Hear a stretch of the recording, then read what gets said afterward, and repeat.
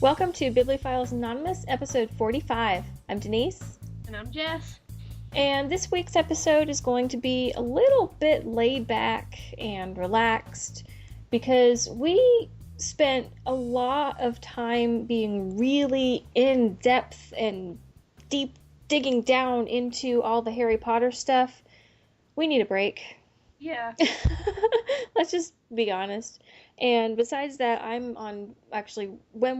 when you hear this episode, I will be coming back from vacation. So we're trying to get some things up a little bit early so we don't have to miss a week. You know, in all honesty, we did kind of luck out because we were planning on missing a week for your vacation, and then we went over with the Harry Potter, so we kind of filled in that empty week. I know. It wasn't intentional, but it actually worked out perfectly. Yeah. So, I mean, can't complain too much. It's so nice when that actually happens. When things actually work without all sorts of planning. Yeah. Although there is going to be some planning going on because I know that I was trying to be super organized and I had this whole schedule set up for us for the podcast episodes so we wouldn't have to sit here and go, oh gosh, what are we going to talk about? Which we've done many a time. Oh, yes. But I was looking at it today and I realized that we completely missed scheduling the August Tavern Book Club book. So I need to figure out that's going to be the Hunger Games, which most of us have read already, but we're going to do a reread and talk a little bit about the movie and some other stuff.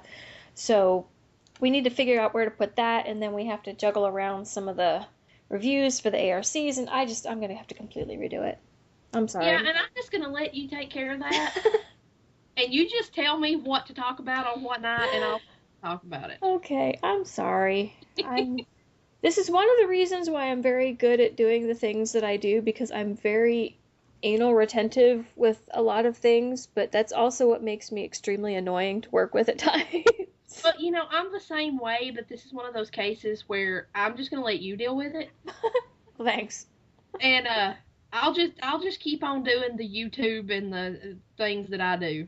Well, that is perfectly fine because I don't really want to do the things that you do, so it works good.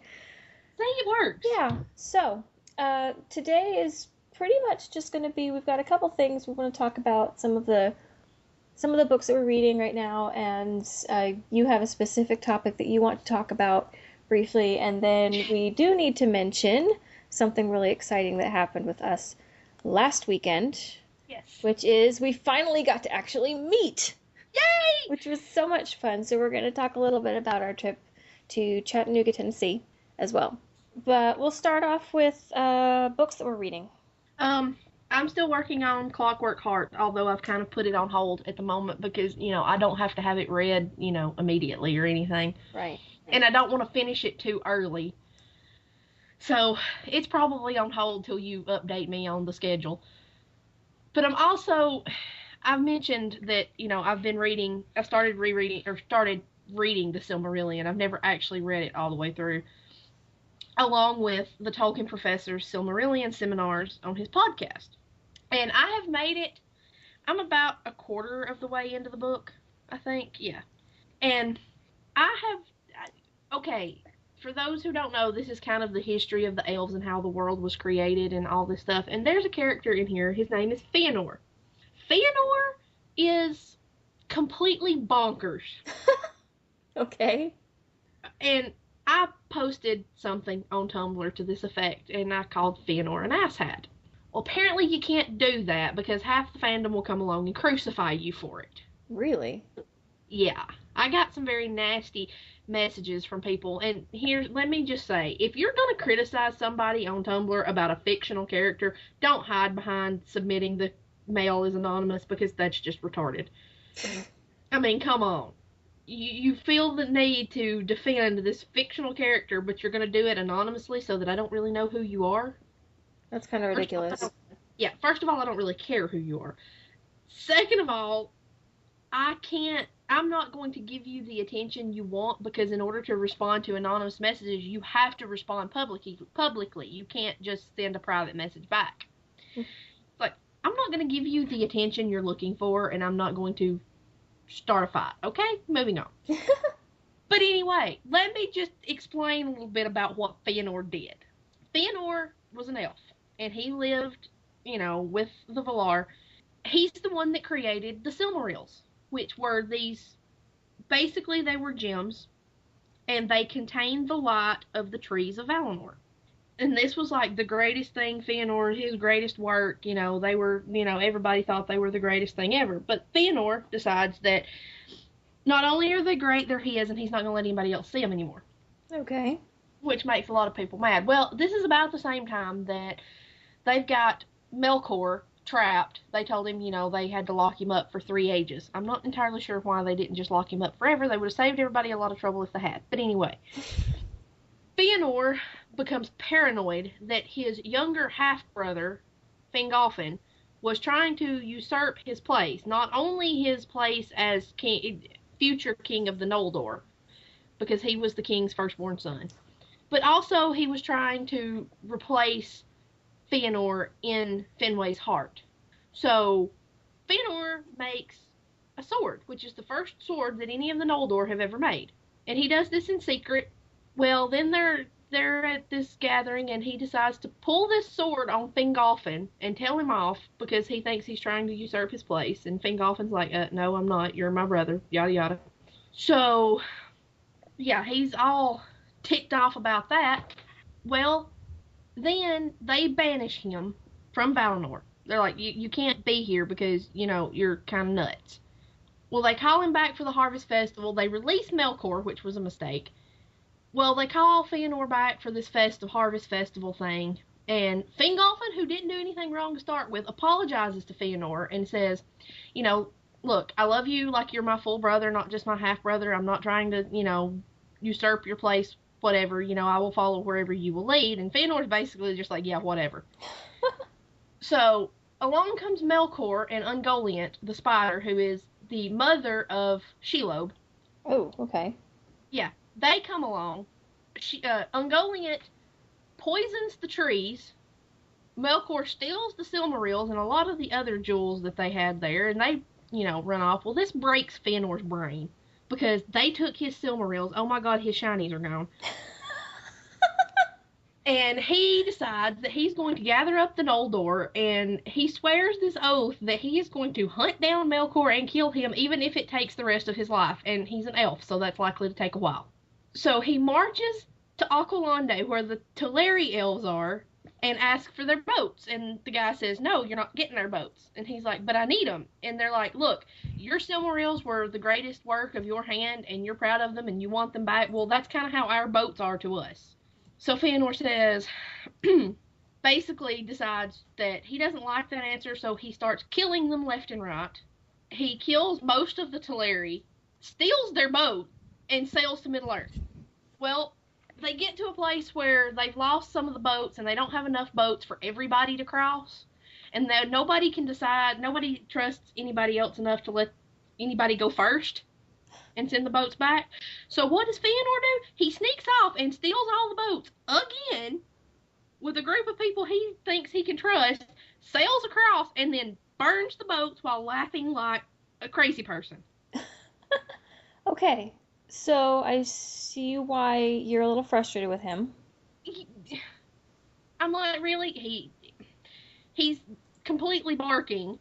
And I mean, it's like, this is a move that would make Xandrimus proud. He sails across and then burns the boats while cackling like a mad person. Wow.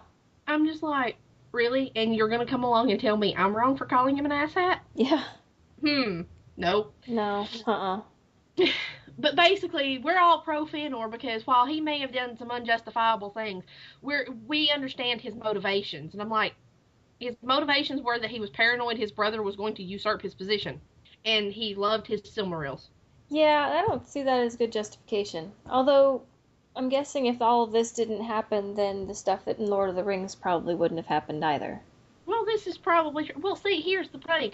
The Valar screwed up because instead of leaving the elves in Middle-earth where they belonged, when the elves awoke, they were like, oh, come to Valinor and party with us. So they packed up all the elves and moved them to Valinor. If they hadn't done that, none of this would have happened. Well... Yeah, I've not read the Silmarillion, and I maybe one day I will do what you're doing and read it with the Tolkien professor because it sounds like you're getting a lot more out of it. I am. Yeah. It makes a whole lot more sense if you read a chapter and then listen to that discussion. Uh-huh. It's all starting to make sense. I mean, I'm still having problem with the fact that there are 437 different kinds of elves, and I really don't know why we needed that many. But the Tolkien professor actually made a very good point. He said, actually what he said was, when it comes to the seemingly endless subdivisions of the Teleri, that's where most people kind of like drive off a cliff when it comes to keeping track of everything that's going on in the Silmarillion. Right. And yeah, that's pretty much where I drove off that cliff. I don't even remember the cliff. I just remember driving away. Well, the thing is, he said, the problem is there are so many names for everything. Right. And everybody gets so focused on trying to remember all these names because you don't know which ones are going to be important that you lose track of the story. He's like, don't worry about what anything is called until you've read it like 6 times. Then you can start worrying about remembering all the names. Okay. He said, right now, he said, the only time you really need to pay attention to names of anybody other than like Fëanor, who has a big part in the story, is pay attention if any person or group of people change their names. Just remember the event that caused it. You don't necessarily have to remember the name. Oh, okay. There's one group of elves when Elwë ran off into the woods and stared at Melian for like 250 years. Yeah. This group of the I think it was a group of the Teleri. I think so. Anyway, they started calling themselves the Egloth, I think, or something. The Forsaken. Uh-huh. But then he turns back up, married to Melian, and is calling himself Thingol now. They're not the Forsaken anymore, and Tolkien only mentions that name once, and, Dr. Olson was like, you don't really need to remember that. It's never going to be mentioned again. Just remember that they changed their name when he disappeared. Okay. So, I mean, that makes it a lot easier. I'm not too worried about trying to keep everything straight other than just the plot. Right. And like I said, listening to them talk about it and listening to, it kind of be put in plainer English. Right, yeah. Has helped. I'll bet. And I have learned that Fëanor's a crazy person. Yeah, but just be careful about saying it because apparently... Yeah, apparently you can't say it on Tumblr. At least not if you're going to tag it with Fëanor's name because then people will crucify you. And I'm like, really? You can have an opinion and think he's great, but I can't have an opinion and think he's crazy? Apparently not. That's kind of how you're coming across. Yeah. People on the internet are crazy anyway. I'm like, if you want to tell me, if you want to, be not a jerk about it and say, hey, look, he was crazy, but this is why I like him, and you want to have an intelligent discussion about it, that's fine. But don't get ill with me. Oh, that's funny. That was my rant, and it's not just Fëanor, it's anything. If somebody posts something that you don't like and you can't discuss it with them intelligently, keep your mouth shut. Yeah, that's the sad thing though, is that not very many people do. I know. I'm like, you don't have to, be hateful to disagree, and people don't get that. No, not these days anymore, which is unfortunate. But yes, yeah, apparently you can't do anything about it. I had somebody ask me, what my favorite part of the story so far was, and I was like, well, surprisingly, it's Fëanor's story. I was like, because even though he's completely bonkers, he's a very complex character, and he's fun to read. Right. Because, I get to sit here and go, wow, you're burning ships and cackling like you're, crazy. So, I mean, he's a really fun character to read, and he's really complex, and his story, there's a lot of his story in here. So far, that's what I've liked best. Doesn't mean I have to like him. Right. There's a difference between the two. Right. It's kind of like I am with Snape in Harry Potter. I don't like Snape. I like his story. Right. And he's a very complex character and a very well-written character, but I don't have to like him. Right. There's a difference between liking a character and liking him as a person. Yeah. Fëanor was, an insane person, so... I mean, you can't really get around that. No, it doesn't sound like it. Like I said, I haven't read it, but it doesn't sound like something that I would defend very well. No, and let me just, anybody, if you've read Lord of the Rings, if you've read The Hobbit, and you've tried to read the Silmarillion and failed like I have several times, definitely check out the Tolkien Professor and go through it and listen to his Silmarillion seminars as you read, because it is so helpful. Yeah, that's definitely going to be what I do whenever I decide to tackle that. It's not going to be for a while Yeah. because I have a ton of stuff to read now. I should probably mention why. Yeah. This past weekend, we took a little trip. Well, it was a bit of a longer trip for me than it is for you, but Yeah. uh, we had talked about doing this for a while and just hadn't had a chance really to do it. But then uh, I knew the summer was probably going to be the easiest, and then it was just a matter of trying to, get everything situated and together. But it finally worked out, and we got to meet in Chattanooga, which is about a 5 to 6 hour drive for me. It's only about an hour for you. Yeah, a little over an hour for Yeah. me. So my husband and I both came and just kind of had a nice, quiet weekend away, which was kind of nice actually, because my daughter was gone and his son was with his mom that weekend. So we were kid free, which was doesn't always happen. And once I'm on vacation, we're gonna be stuck with them the whole time. I love the children, I really, really do, but Any parent needs a break every now it's. and I'm just gonna say it's gonna be a long car ride up the East Coast. Let me tell you. But no, it's all right. They're really good kids, and they're actually pretty easy to travel with as long as they have enough stuff to do. So I'm I'm not I'm saying that I'm complaining about it, but I'm not really. It's gonna be fine. But anyway, so we like I said, we finally got to meet, and we had lunch, and then we went to see this used bookstore of awesomeness I kept hearing about. then. And it lived up to its name pretty good once we finally figured out where they reorganized stuff. Yeah, because, this wouldn't have been a problem, but, it's been a few months since I've been there, and they have moved stuff. They've rearranged some sections, so we couldn't find the young adult teen, well, what they call now teen fiction. Yeah, they had the young adult stuff mixed. Well, it said that it was young adult and children's. And I thought, okay, that's a really weird kind of combination to put together. Because Yeah, most of the young adult stuff that I read, you don't want kids reading that, right. just typically.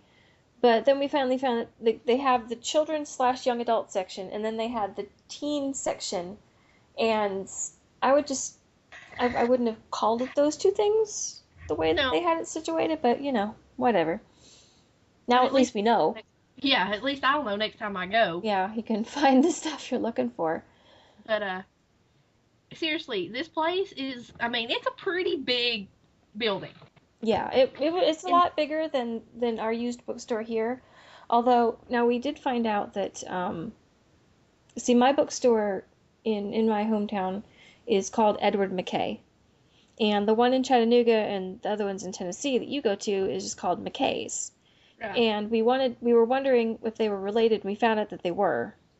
Yeah. That McKay's is kind of like they split off and did their own thing. Yeah, the store started up there as Yeah. Edward McKay. And it was named after, it was the last names of the two people that started, Edward and McKay. Well, McKay apparently packed up and left and went to Tennessee Yeah. and So started their own stores. So, right. So yeah, mine's it's a lot smaller, and it's a lot more like uh, kind of hippie, free spirited, sorta. But yours is a lot bigger. yeah. Well, it's one of those places that if you had the time and really you could spend an entire day there and probably still not see everything. We were there for a few hours and we didn't even remotely see everything. No, I didn't see like any of the music or movies or anything like that. Um, and I meant to, but I never made it up there. I was too busy looking at books. Yeah. I was excited though because this is not the first time this has happened. Actually, it was with the same series by the same author. I found a book that I have been hunting for years and years and years and years. Like, this all started, a friend of mine gave me this book. She's like, here, I found this for a quarter. You want it? It looked like something you would read. Well, it was like book 3 or 4 in a series. I was like, okay, I need to find the rest of these so I can read them. And I managed, actually, it's 2 series. It's The Blending and the Blending Enthroned by Sharon Green. And I managed to track down the first 5 of The Blending. And I think I got most of them from Book Mooch. And I think there's 3 in the second series in The Blending Enthroned. And I found one of the first 2 on Book Mooch. I found one of the other one at McKay. And I was like, oh, there, I've got to have this. We go up there last weekend, and I always look for this book every time I go. And I look, and there it is. I was like, oh my God! Years, I mean literally years of hunting this book, because Amazon didn't even have it. I mean, I have not been able to find it anywhere. See, and that's the weird thing, because usually Amazon has just about everything. Right, but Amazon never had this book. It was always out of stock. And I was so excited. I was so happy. And then I got shafted on the credit for the books that I took up there, and I didn't have hardly enough to get it, and Denise is like, you're not leaving that here. Well, okay, you were sitting there and you were like practically bouncing up and down. You were so excited to find this book that you've been looking for years and years and years, and then you're getting ready to put it back. I was like, okay, seriously? No. Okay, your birthday's coming up in like a month or 2, so just consider it an early birthday present and move on. Granted, it was only $4. So. Okay, well, I'm also cheap, so it works. Well, look, I don't care how cheap. Books make good presents. Yeah, okay, so there you go. But no, I'm sorry. There's just no way that you were leaving that store without that book. Forget it. I mean, there was another one that I'd been hunting for a while, but Amazon has it. I can get it. Yeah. This one, I mean, seriously, every time I look for it, every time I've gotten on the internet to try to find it, I cannot find it anywhere, because apparently the woman stopped writing and there was like a limited print run on that book or something. I don't really know what the problem is. I know that nobody ever had it. So I was beside myself when I found it. So now I can actually finish reading the series. I did read the first 5. Now, I read that first, and they were actually really, really good. Uh-huh. So, it's kind of one of those things. It's a magic fantasy type thing, and these people make these teams, and a team is called a blending, and it's like different kinds of magic, like air magic, water magic, fire magic, spirit magic, yada yada. And they would make these teams called blendings, and they would have to compete. And at the end of this competition, whatever blending won would be like the kings and queens until the next competition. Okay. They would be the rulers of this place. Yeah, it was really, and apparently it was only supposed to be air, earth, fire, and water. A blending was only supposed to be 4. And this blending comes along with somebody that does spirit magic. So there's 5 of them, and they just throw a kink in everything. So, and the second series was supposed to be, the story of, their rule, what they did while they were enthroned. But I never read it because I never could find the last one. Right. So. Well, now you have it, so you have to read it. Yeah, I'll get around to it. Because I'm going to have to reread the first 5 because it's been so long since I read them. Right. But I do remember that I enjoyed them and they were very good. So if you run across this series anywhere, definitely check it out. It's by Sharon Green, and I'd never heard of her before, never heard of anything else she's wrote. But The Blending and the Blending Enthroned, very, very good. Okay. What else did you get? I can't remember. I got the Illustrated Da Vinci Code because that was right. $3. And I was like, okay, for $3, I'm not passing that up because that's awesome. Yeah, I have the hardcover version of it. I actually got it for a Christmas or a birthday present. I don't remember which.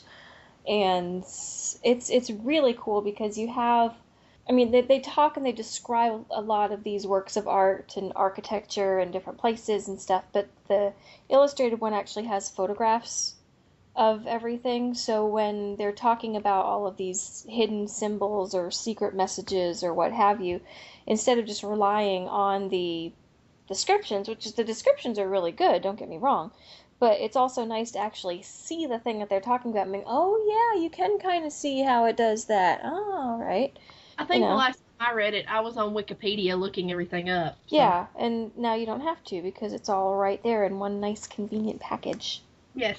And I replaced my copy of the third book in the Chicagoland Vampires Oh, right, that's right. that, Holly took to work and somebody stole. Yeah. So I have a full set now. Well, except for the new one that comes out like next month. Oh, that's right. The new one is coming out soon, isn't it? Fighting Bad. Wow. Yeah, so I have all of them except that one, but it's not actually out yet. But I'm excited. I don't have a hole in my series anymore, and my cousin can finally read them. Cool. She read the first two, and then Holly, made off with three, and she never got to read the rest. So. Well, I had been saving up for this trip. Well, see, I brought like 5 boxes of books with me. I was expecting to get more than $5 in credit. Right. So. Yeah, I don't understand that. I mean, some of the books look like they might be a little bit old, but they weren't in any worse condition than some of the stuff that was on the shelf. No. Apparently there was just no demand for some of that stuff. But, well, and I've had that problem with some things at my bookstore here, because I'll bring in like a whole bunch of stuff and they'll say, yeah, we don't need it right now, or they have too much of like one particular genre or something like that. So yeah, you win some, you lose some. Only here, like I liked how at their store, they, for the stuff that they didn't buy in trade credit, you could put it in the bins outside, and it was stuff that you could give away like for free. Yeah. Ours doesn't do that. If they don't take it and you're trying to get rid of stuff, you're kind of out of luck. You're stuck with it. Well, no, I usually in that case I take it to Goodwill. Yeah. But still, it's either way, it doesn't really. It's still going to find its way to a good home one way or another, which is. That reminds me, I need to go back to our Goodwill store, because that's where I found that whole entire set of the Belgariad that was brand new for like $1.25. Yeah, you might want to check that out. Yeah, well, seriously, all of their paperbacks are a quarter. All of their hardbacks, or their paperbacks, are 50 cents, so it was like $2.50 for the whole set. So, and their hardbacks are all $1. So, even if I just pick up a handful of paperbacks, I can carry them to McKay. Yeah, that's true. But let's see. Anyway, what else did I get? I'll tell you what I got. I got like 9 books for $33. Yeah. Well, every time I go, I sit down and I figure up the cover prices on everything I bought. Yeah. I figure up what they actually charged for them. And it's usually about half of what I would have paid if I'd have bought them all brand new. Oh, some of these were a great deal less than half. Because a lot of the ones that I got were older ones, so they were like $2 or $2.50 or something like that. Yeah, a lot of times it'll average out though about 50%, because I usually buy a lot more than I did this time. Yeah. But let's see. I got to start off, I got Arrows Fall by Mercedes Lackey. So I know now I had talked about my goal of completing series that I begin this year. So I'm not going to complete the entire Valdemar stuff. But you can finish the Arrows book. But I'm going to finish the Arrows trilogy just because now I have all of them. Because I found the first one at Edward McKay here, and then my mom found the second one, and just by accident, because she heard I was reading Mercedes Lackey, so she found this other a lot smaller bookstore that still has a pretty decent selection for being like a fraction of the size, but they have clearance tables, so they have a lot of stuff there that's like 50 cents, and she found a whole bunch of Mercedes Lackey books for like 50 cents, and she just started grabbing them because she knew that was something I was reading at the time. And so she just happened to grab the second book in the Arrows trilogy. I was like, oh, okay. That was a nice coincidence there. Yeah. So I bought the third one, so I do plan on reading that. I also got the second book in the Bartemius trilogy by Jonathan Stroud, which is a series I started last year, actually with the Tavern Book Club. Mm-hmm. And it was really, really fun. They're a little bit younger audience than young adult. At least that's kind of the feeling of it. But they're really clever and funny, and so I'm planning on trying to finish that series, and I'm pretty sure that my used bookstore carries these from time to time, so I should be able to find book 3 pretty easily. That was the one that I just randomly found and was like, oh, she was looking for that. Well, yeah, because I kept finding, it was one that I wasn't necessarily looking for, but I saw it and I was like, oh, okay, yeah, because I have book 1, so I really need book 2, but they had book 3 everywhere, like 6 copies of book 3. And so I kept picking it up because I would recognize kind of the way that the spine of the book is laid out, and I was like, oh, no, that's book 3. Oh, look over, no, that's book 3. Come on, I need book 2. And then finally, See, I kept looking and I could not see book 2, and then all of a sudden you're like, oh, here it is. I'm like, I looked at that shelf like 5 times and I did not see it. I tried to read that one when we did it for the book club, and I just couldn't finish it. They're long for being like kids books. Yeah, I don't know. I just couldn't get into it. It didn't, I don't know. It was just one of those that just didn't. See, I thought it was hilarious. You've got a snarky, sarcastic demon who's kind of sort of stuck being the servant of this little kid who's meddling in magic that's way over his head, but he doesn't even realize it. It's I don't know. It's really funny and clever, and I don't know. I really liked it, and I really wanted to finish the series. So I have book 2. Yay! I may attempt to reread it at some point, but like I said, the first attempt, I couldn't finish it. I couldn't. I never did. I never did finish it. It's still laying on my nightstand with a bookmark in it. Oops. And then let me see.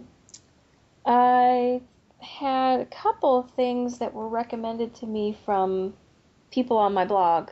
And one of them was the first book in the Seven Waters series by Juliette Marillier. Yeah, I have the first one and the second one. A friend of mine recommended them to me, and I have this thing where I can't read until I have them all, which is why my shelf is full of things like Ellie Modesitt and Catherine Kerr, and I haven't read them because I don't have them all. Right. And I'm that way with the 7. I've got 1 and 2, but there's 4 of them, I think. Yeah, I'm not sure how many of them there are, but I think I want to say that it was about a blog post that was talking about fairy tale retellings. I think that this has something to do with like the Swan Princess or something like that. I'm not sure. I don't remember exactly, but I do remember that this was one that I really wanted to look into because it sounded interesting. And then another one along those lines is Sisters Red by Jackson Pierce. And I think I remember seeing that at Walmart one time. I believe it's kind of a different take on Little Red Riding Hood. Yeah. Only there's 2 sisters and it's werewolves instead of just a big bad wolf. I don't know. But I had a couple of people recommend it to me. So I'm going to give that a read. And, oh gosh, let's see. Oh, this one actually, I had been meaning to look into it, but you recommended it to me afterwards, and that's why I decided to get it. Shiver by Maggie Stiefvater. Oh, yes, those are so good, although very interesting. Well, I like interesting. It's a very different take on werewolves. Apparently, it's not a moon thing, it's a temperature thing. Okay. Well, and books are cool because the print in the books matches the color of the cover. Yeah, so this one, like, the print inside the book is blue.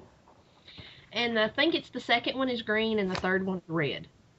Yeah, the second one, there's a picture of it on the back. It's green. It's called Linger. Yes. But, yeah, I've heard other people talk about it, and I have read Maggie Stiefvater's Books of Fairy series, which were really good. And, oh, actually, the third book in that series should be coming out pretty soon, actually. I think it was supposed to come out this year, and it was supposed to be... I don't remember when, but it's called Requiem, I think. The first 2 are Lament and Ballad, and then I think the third one is Requiem, and it should be out soon. But she has another series, Raven the first... Boys? Yeah. Yeah, I've heard a lot of good things about that one, too. Yeah, my library, when I was still going to the library, they had started getting a lot of young adult stuff, and I'm probably going to be overwhelmed if I ever go back. Yeah. they had gotten the Scorpio Races, which is the first book in that series. And I was going to read it, and then I was like, no, I'm going to read stuff I own. And yeah. And we see how well that has gone. Hey, I'm reading The Silmarillion, which is something that has been on my shelf for years, and I've never read it. So Okay. that Okay. Okay. Okay. That's that fine. counts, even if nothing else does. And let's see, the last book I'm going to mention is another one that I was recommended on my blog, and I don't see, the problem is that I see these people and they're recommending books when they're commenting on my blog, or I'm reading, I'm getting links to their blogs and they're talking about them. But this one just sounded interesting. It's called The Unbecoming of Mara Dyer by Michelle Hodkin, and um, it sounds really mysterious. I don't know. I don't know very much about it except that the cover art is extremely haunting looking. Um, but, well, the blurb on the back is really short. I'm just going to read it. You wake up with no memory of the last few days. Your friends were killed in an accident that you miraculously survived. Your family has to move to another state to escape the fallout. You meet a mysterious boy who seems to know more about your past than you do. You start seeing things that can't possibly be there. You're afraid you're losing your mind. Can you keep it together? So my answer to that question would be no. But anyway, so it sounds kind of like a mystery. It sounds like there might be some kind of paranormal, supernaturally something going on there. I don't know. I know very little about it except I've heard a lot of people say that it was really, really good. So I said, hey, that's good enough for me. Yeah, I tend to read a lot of stuff that I hear about, especially now that we started doing the podcast, and you're like, oh, you need to read this. Yeah. Well, you've done the same thing to me, so it's all good. Well, it's true. I gave you 20 something books in a series that you have to read eventually. Yeah. But, I kind of agree with you that just reading the Arrows trilogy counts as finishing that series. Well, I hope so. Because Because I don't know if I can. I mean, I'm going to read the rest of the Valdemar books at some point because I want to. But I also have a whole bunch of other stuff here, and this particular trip didn't help me in this regard. Um, Nor did the fact that I finally got a copy of Bitter Blue. I broke down and got the Kindle version. I have a Kindle version of Graceling, so I'm just gonna. I only have one actual physical book in that series. That's okay. see, that would annoy me. Unless it was the first one or the last one. It couldn't be the middle one. Well, it's the middle one, so don't look at my bookshelf. That would make me bonkers. But that's the good thing about the Mercedes Lackey books is you can read this trilogy, and when you pick up the next book, you don't really have to remember a lot about what was in this one, so you don't have to reread it. Right, it's just set in the same universe, and it might mention a couple of things, but Yeah, there might be, like I said, the only series that you really do need to read in order and that you do need to remember will be when you do Mage Winds and Mage Storms, because there's two trilogies, three in each one, but they're really the Mage Storms is really a continuation of the Mage Winds. okay. It's just from a different character's perspective to tell the rest of the story. But you do need to be pretty familiar with what happened in Mage Storms or Mage Winds to read Mage Storms. That's the only time that's really relevant. Okay. Well, The rest of the time you can just, as long as you can see a name and go, oh yeah, I remember that person. You're good. okay. Okay, good. But yeah, and I do intend to. I do have oh, what's the name of the book about the thief? Take a thing. Take a Thief? Skiff's Tale. Yes. I do have that one thanks to my mother. So, I might do Arrow's trilogy and Take a Thief just because I really like Skiff. Skiff is awesome. And then I'm not going to do it right away because I'm in the middle of a couple of other books, and then I have to reread Hunger Games since we're going to do it with the Tavern, and I have to start reading Clockwork Heart so we can talk about it here, and yeah, this trip did not make my to be read list any shorter. But the I'm one thing that I did think was funny is because you and I shop for books in a very similar fashion, which is something that I found hilarious because I have I have everything on my Goodreads app on my phone just because I can't keep track of stuff anymore. You actually have a handwritten list. I do. I have an actual journal. Yes. And I mean, it's not a small journal either. No. It's a good sized journal. And it's very colorful. It has flowers on it. And the pages in it, the reason this got turned into my book is because the pages in it are perforated. And every time I go to McKay and I have to cross things off, I have to rewrite the list because then it looks messy. So I need one that had perforated pages so that I could tear out the old ones. Of course, the problem is I didn't get finished rewriting it from the last trip. So not only do I have the new list, I had the pages of the old list in here, so it was kind of confusing. Yeah. But we're But yeah, we're walking down these aisles of books and like we went into the fantasy section and we're like, all right, we're starting at the beginning and I'm flipping through my list on the phone and you're flipping through the list in your book and we're like, okay, let's look for this author. How about that one? How about that one? And just going down the aisle, it was hilarious. yes. I was like, see, this is someone who understands how I shop for books. Hey, look, this is the way to do it. Well, I agree, but a lot of people Well, don't. because if I don't, I have so many books I can't remember what I have. Yeah. So it's either carry around a list of everything that I have, which, wow, or carry around a list of things that I know that I need. See, The that list of is things, the list of things I know that I need is a shorter list. see, that is why Goodreads has been a godsend for me. Yeah, I mean, I can't I would have a hard time having I believe I had a handwritten list at one point, but once I got, my good phone and I actually could have the Goodreads app on there, that's just been anytime I'm online or I'm looking at the tavern or on my blog or any of the other blogs that I follow and somebody puts up a book that they're raving about or that they just found interesting, I'm like, okay, either grab the phone or pull up Goodreads and I just like, okay, this one, enter it in to be read. which, And I do that too, but then I write them in my book too. yeah, I can't There's do just, that. well, the the fact that your list kept rearranging itself. Yeah, that was a weird thing, and I think that was partially my fault. I think I kept going out of it and then back into it, and it kept defaulting to, because I kept trying to sort it by author so I could make sure I didn't miss any authors as I was going down the row, and it kept flipping back to, I think it was sorting it by the date that I added it, which is not helpful at all. No. But yeah, I carry, well, Talitha had a notebook with her that she had hers wrote down in. Yeah. So, I mean, there are more of us out there. Oh, I know. We're not alone. But yeah, I keep my book. That's what I call it, my book. Sure. And I had a list of things that I jotted down off of Goodreads that were on my list that I was going to add to my book, and I never did, and I don't know what happened to the list. So I'm gonna have to buckle down and actually fix my book, because after Saturday, it's making me bonkers. I should also we had lunch at Mellow Mushroom, and I tweeted about it, and now they're following me. Okay, that's kind of cool.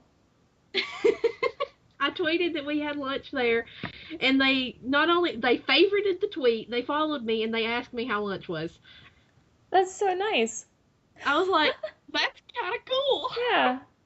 That was good food, too. Oh, I love Mellow Mushroom. Seriously, if any of you live near a Mellow Mushroom, go eat there. They have the greatest pizza I have ever put in my mouth. It's really good. I usually get the Hawaiian, but Talitha didn't like Hawaiian, so we did the Mighty Meaty. Yeah, we did which is basically meat lovers. Yeah, we did the buffalo chicken. Which looked really good. It was really good, and it had a kick to it, which was nice. I like things that are spicy. And so do I. Their meatball appetizer is also very good. It's like they take these it says 3 meatballs. Technically, it's 6 because they take 2 and put a slice of fresh mozzarella between them and then skewer them and then cover them in marinara sauce. Ooh. Oh, they're good. Me and Holly usually get those and split them when we go. They're so good. I'd never had fresh mozzarella before, I had the meatballs at Mellow Mushroom. And I love the fact that every one you go to is different. Yeah, because we do have one here, and I've only been there once because it's kind of downtown and I live more in the suburbs. But we went there, and it's very kind of, I don't know, artsy because our downtown is really artsy. We have the university's School of the Arts is down there, and the theater, and a couple of other, I think the place where they have like the indie films and that sort of thing. So it was very kind of Art Deco sort of. See, we have the one in Chattanooga it's sort of the hippie thing, like Yeah. the menu has the big mushroom vibe. I mean, all of them sort of have the hippie vibe to them. They're very, very all natural. Yeah. Kind of, they're hippies. I mean, they're awesome. And but the one in Huntsville, we have two in Huntsville actually, and I've only been to one of them. I haven't made it over to the other one in Jones Valley, but the one that's actually in Huntsville is the Rocket City. We have the Space and Rocket Center, we have Marshall Space Flight Center. So the one that's actually in Huntsville has spacemen and planets and things painted all over the walls. They actually have a space suit in there. That's cool. Yeah, and the walls are like bright purple with planets painted everywhere. So, I mean, that's pretty cool. I want to go to the other one, though, to see if it's, got that hippie vibe going to it. And the one in Tuscaloosa is very, very, I love the one in Tuscaloosa. Because not only does it have the hippie thing, the walls are covered in fairies and dragons and wizards and Oh my things gosh. like that. Yes. That's I love cool. the one in Tuscaloosa. So I'm hoping maybe the other one in Huntsville, because Jones Valley is it's on the outskirts of Huntsville. It's more like it's a smaller community type thing. Mm-hmm. So I'm hoping maybe it'll have the hippie vibe going on instead of the space stuff. Right. But yeah, the one in Tuscaloosa has been my favorite one. Yeah. It sounds like it. I think I would like it too. Yeah, and next time I go to Chattanooga, I'm gonna eat at I don't know. It's tempting to go back to the one we went to since it's 2 doors down from Ben and Jerry's. Well, there is that. There's one now, and it's a pretty good piece from the bookstore. It's maybe 10-15 minutes from the bookstore. There's one now that's like 2 miles from the bookstore. Yeah, it's right around the corner practically. So I'm going to have to try that one. My aunt and my mom, when we go, they both really liked Mellow Mushroom, so we may do that next time just to scope that one out and see what it looks like. I really like Mellow Mushroom, can you tell? I can tell. Yeah, this episode brought to you by Mellow Mushroom. And by McKay Used Bookstore. Yeah, well, this episode is really one big commercial. And let's not leave out Ben and Jerry's because that salted caramel ice cream was the bomb. This episode is brought to you by Mellow Mushroom, Ben and Jerry's, and McKay Used Books and More. There you go. Not that they're actually like paying us to sponsor them or anything like that. We just really like them. Yeah. We just think they're awesome, so we're going to pimp them out. So there you go.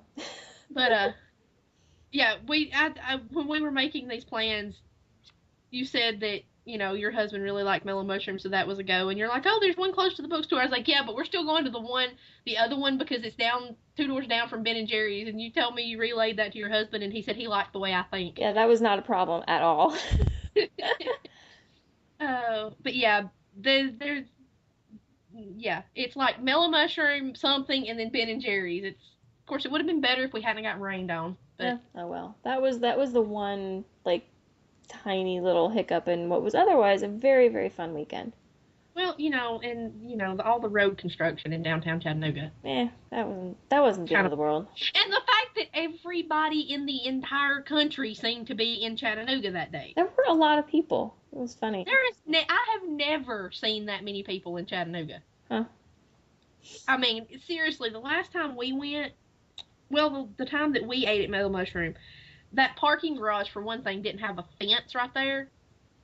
We went in there and parked, no problem, came out, and you couldn't find a place to park. No, it was crazy. We ended up parking like 5 blocks down.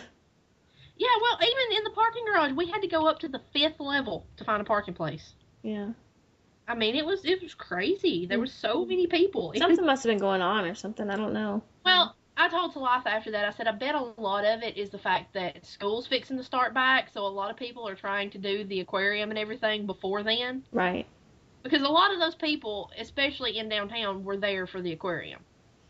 Well, the next trip that we plan to come over there is we're going to try and plan something like a little bit of a longer weekend, and bring the kids and go to the aquarium and do some more stuff up on Lookout Mountain and that sort of thing. Yeah. The aquarium's awesome. I mean, it is the biggest freshwater aquarium in the world. Mm-hmm. And they were the first aquarium to successfully breed. I can't remember if it's weedy sea dragons or leafy sea dragons. It's one of the two. They were the first to successfully breed those in captivity. Wow. And yeah, it's pretty awesome. This episode also brought to you by the Chattanooga Chamber of Commerce. For real. But yeah, the aquarium is awesome. I mean, it's been 4 years since I was there. When my friend Morgan came to visit, we took her up there. And that was the last time I went. And they have penguins. Come on, who doesn't love penguins? Penguins are awesome. Well, no, when we come back up there and we bring the kids, you'll have to come up and do the aquarium with us. Yes, because I love the aquarium. Yeah. I would go, I would buy a membership and go like once a month if I could. Yeah. Because it's awesome. And they have like, in the Ocean Journey building, they have like a tank where you can pet the rays. Yeah, they have a lot of hands-on stuff. You can actually touch the critters. Cool. And the butterfly exhibit's really cool. You go in this room that's full of butterflies, and they can land on you. And I've been in one of those before. It's really cool. There's a sign on the door that says, "Before leaving, please check yourself for passengers." Make sure that you don't, leave with a butterfly on you. Yeah, we went to a butterfly house when we went. Actually, we were in Lincoln, Nebraska, visiting my husband's family. And they have a really cool zoo, and they had a butterfly house. I have a bunch of pictures of the kids, like holding out their hands, and there's a butterfly on it, and just sitting there. And I also have a really funny picture of my husband that ended up with a butterfly like sitting on his forehead. It's just like sitting there, and it's like almost perched like halfway on his forehead and halfway on the top of his glasses. It's just sitting there. It liked him, I guess. It was funny. But yeah, the kids will love the aquarium. And the thing I like about it is it's a self-guided tour. Right. It's not, it takes about 2 hours to go through both buildings, but it's not somebody walking around and pointing things out to you. I mean, you just kind of walk through at your own pace and look at what you want to look at. And they have, signs up explaining things. And then they have it's just really cool. I love the aquarium. I really do. I want to live there. I want to live in the aquarium. And I wanted to go like the 3 times that Alton Brown has been there doing his, he did some stuff with the aquarium about wildlife or conservation and sustainable fishing and all kinds of stuff like that. He did a thing with them, and I wanted to go, but I didn't get to. Oh, well. Maybe I love it. Well, if he's been there a couple times, maybe he'll come back. They haven't said anything lately. I follow them on Facebook, and they would always announce it. And I follow him on Twitter, but I haven't heard anything else. But he's kind of touring around the country right now. He's got a live show. He's touring around the country, so he doesn't have time to mess with the aquarium right now. Oh, well. Well, we should probably wrap this up. Yeah. But just want to end by saying it was so much fun to finally meet you in person. Yes. We've only been friends, I don't even know for how long, but it's probably been at least 10 years. Yeah, well, I remember when your daughter was born. Yeah, so. And my daughter's almost 9. So, yeah. So, yeah. So... And you make the 4th Taverner that I've met in person. So. Yeah. Well, you're the first one for me, so, I don't, I guess I don't get out as much. Well, I mean, Peregrine, when Uh-huh. he was going to school at Tulane, his spring break, well, and my spring break too, because I was in college at the time too. Our spring breaks were the same week, and it was the week of his birthday.